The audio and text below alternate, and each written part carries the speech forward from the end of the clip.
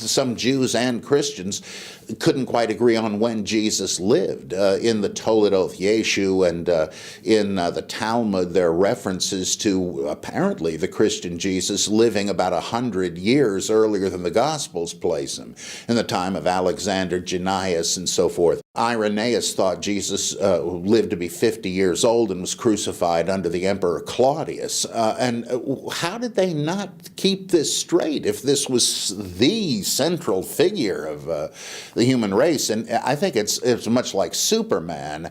Well, a whole lot like Superman. They start out with an adult superhero.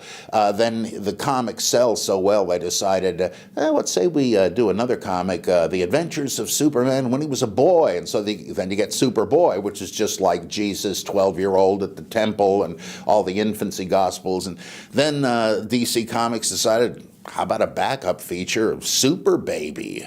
And the toddler with a little, like the clothes we put our little kids in with a Superman symbol. Same thing.